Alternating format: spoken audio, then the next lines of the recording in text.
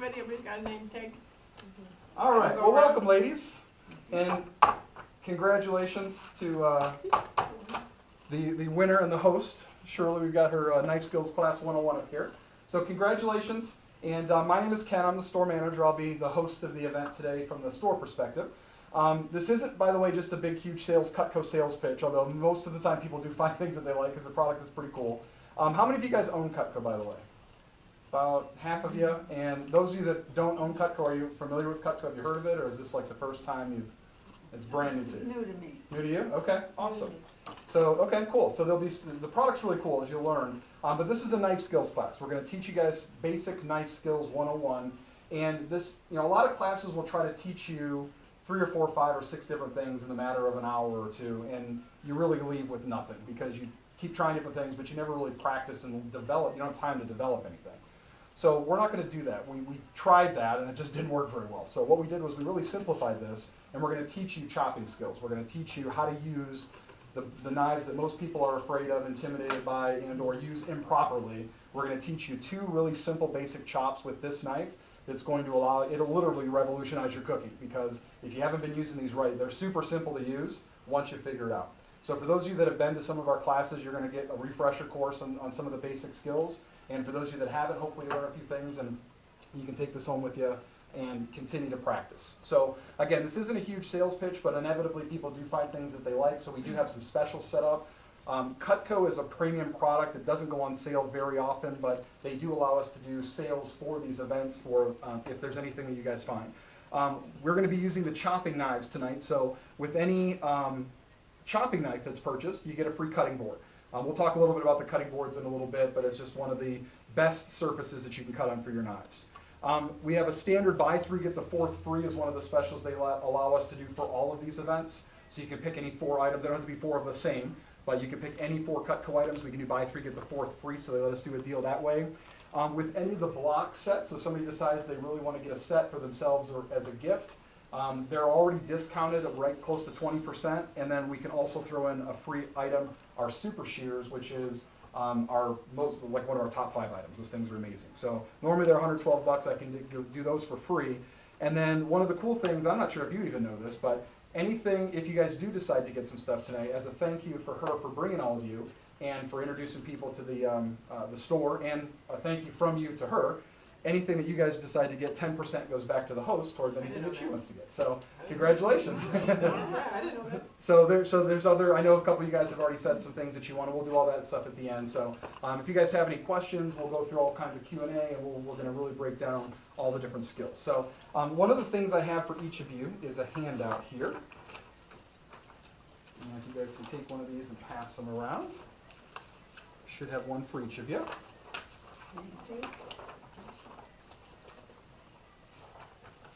And any extras you can just pass up, or if I didn't hand out enough, I have some more.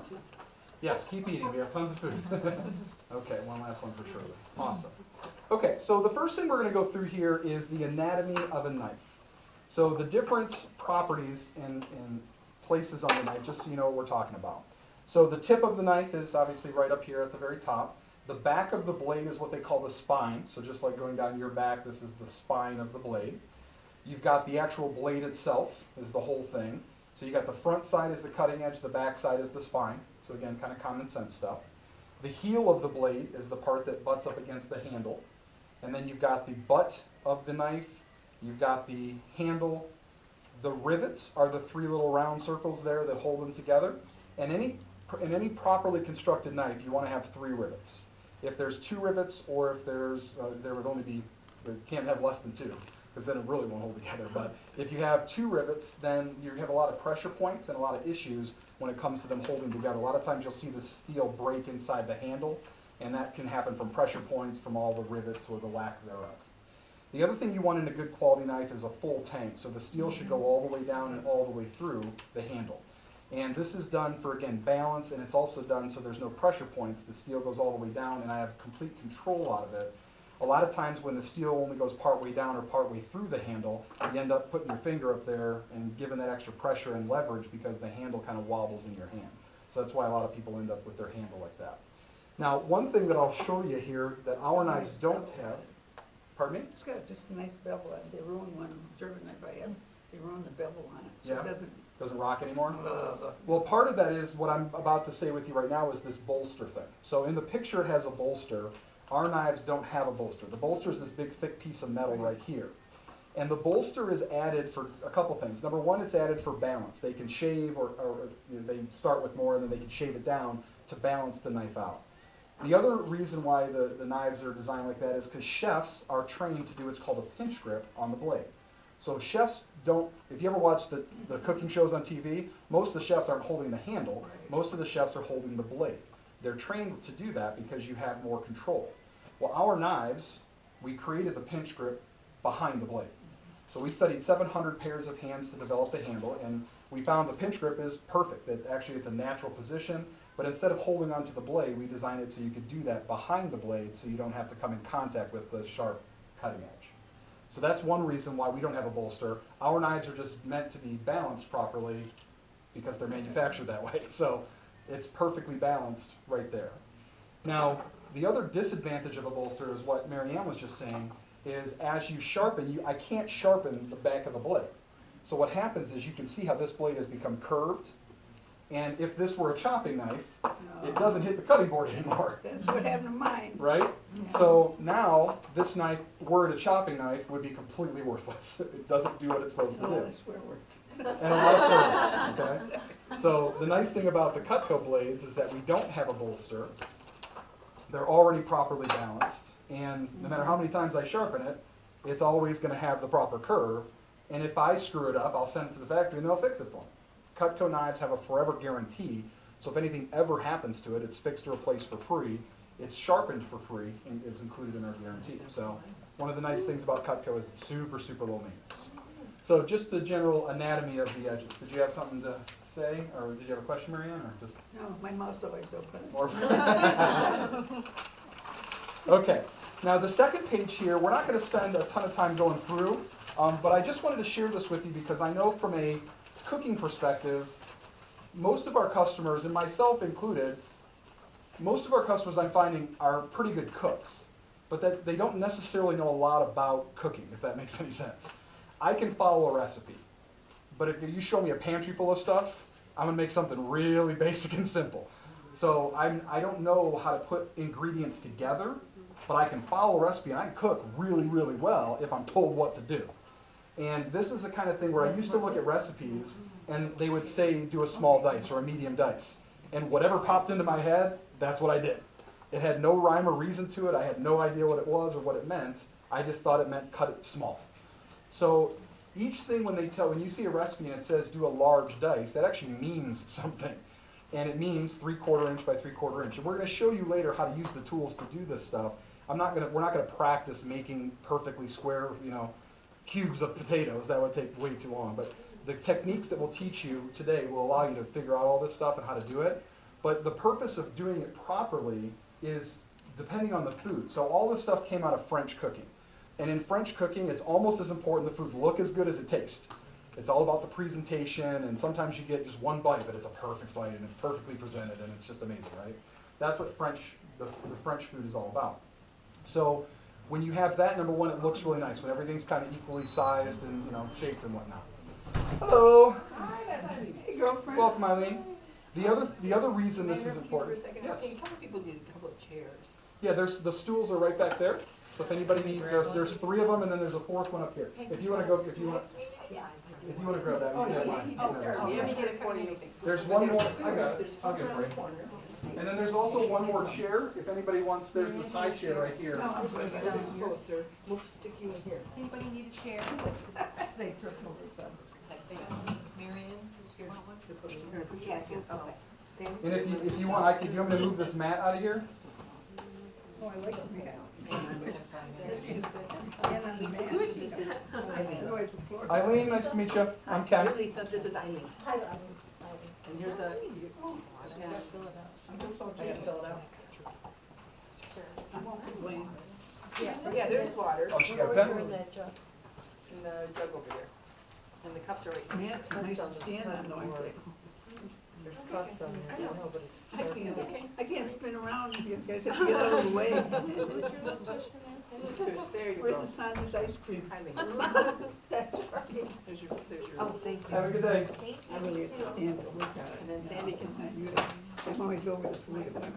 I was making it. We can break out if we need more No, rooms. we're good, we're good, we're fine.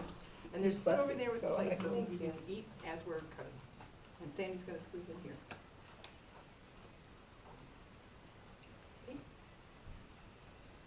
I give a little elbow wiggle when we're cutting, but okay. Like I said, once we get to cutting, then we can spread out if you need to, because then we're not, we don't need to be in the same exact space here. And then don't worry about the bottom part there, Eileen. I can take that. Oh, Get it out of okay. the way. Thank you. All right. Okay, so anyways, back to this. The whole point of this is I want you to be able to know what the recipes are telling you if you don't, so that you can have your food look exactly the way that it's supposed to. The other reason these measurements and these cuts are important is because if you're doing something like a soup or a stew or something where you want bites full of things, you don't want a spoon with a big chunk of potato and then a spoon with a big chunk of something else. You want a bunch of little bites of everything. So when you're doing something like that, they'll tell you to do a small dice so that everything is in each bite as opposed to a couple of things in each bite. So again, there's a reason for this. And I just have this posted on my fridge, so when I am reading a recipe and I'm unsure about something, I'm just going, okay, what's a batonette? Oh, that's those stick thingies. That's right. Okay, cool. And then I figure out what to do. Okay, so you don't have to be classically trained to know what all the recipes are telling you if you have the answers. So that's why we kind of put this in here. Okay, now the last page here has the recipe as well as a couple of basic safety tips. Uh-oh. And I apologize. I guess I gave it. We are making salsa, but apparently I copied the wrong one. So we have the fruit salad recipe that you get 2 recipes today. Okay. So we'll get to the recipe later on. But as far as the safety tips, a couple of basic things with safety. So number 1 is use the right tool for the right job. Okay. From a safety perspective, if I'm cutting something really small, I don't want to use a giant knife. Just common sense tells me there's a lot of things that can go wrong if I'm doing that. So in general, you want to use a knife that's a little bit bigger than the food that you're cutting.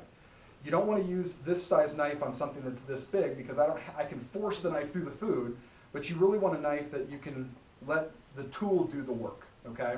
So when it comes to using knives, the right tool for the right job is key. When it comes to peeling and chopping, you want a straight edge. When it comes to slicing, we have invented an edge called the double D or double durable edge. It stays sharp for a long time, and I'll do a quick demonstration here in a little bit. But when you're using the right tool for the right job, ease of use, safety, effectiveness, so on and so forth. Now, storage and cutting boards. So how you keep and store your tools is very important. If you're just throwing them in a drawer and they're banging up against everything, not only is that bad for the knife, but it's kind of bad for you, especially with sharp knives. You reach in a drawer, they can bite you. So you want to keep them protected. Wood blocks are the traditional storage option.